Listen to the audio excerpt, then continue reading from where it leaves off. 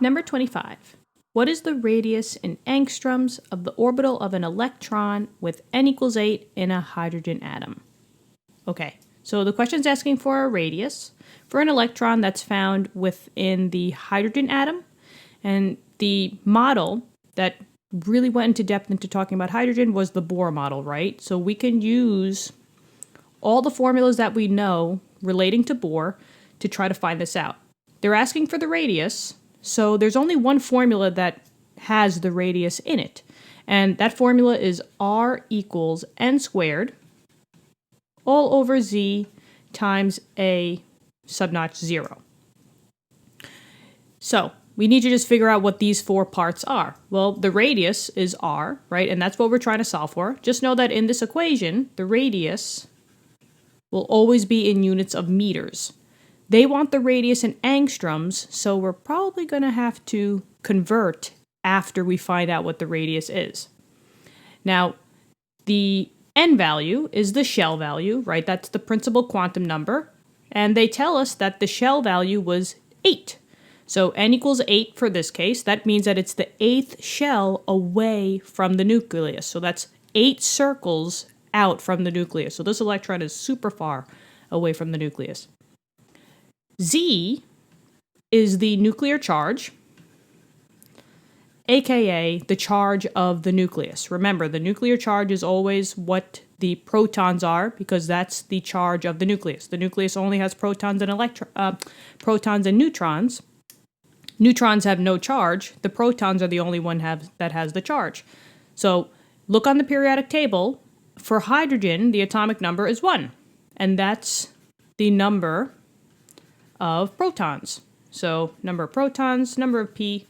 So the nuclear charge would be a +1 for hydrogen.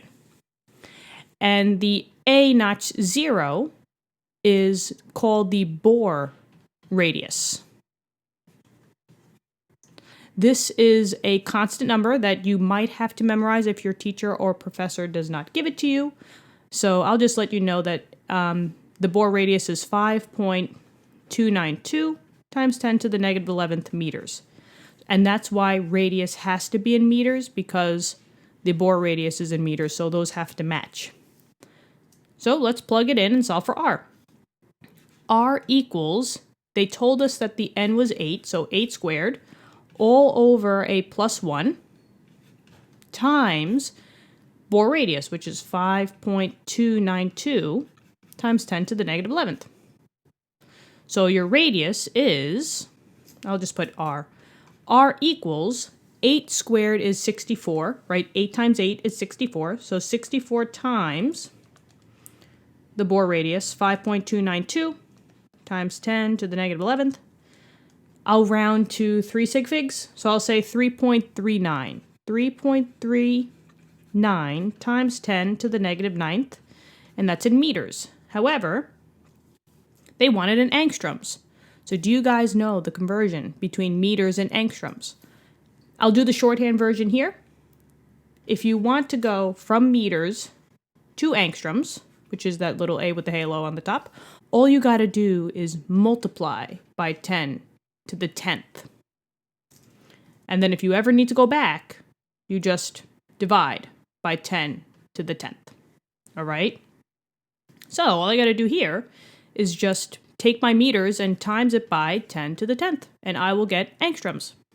So 3.39 times 10 to the negative 9th times 10 is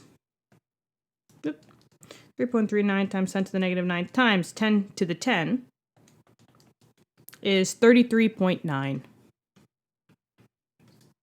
angstroms. And box that answer off. That's the answer to this problem. Guys, thanks so much for tuning in and coming here to get your help with all of your chemistry first atoms needs for the OpenStax. Thank you so much for the support. It's really been super motivating for us. If you want to hit the subscribe button, you'll get all of our new questions coming directly into your feed, which would be great for you for studying, for your tests, quizzes, you name it, we will help you. All right? See you guys all in the next question. See you then.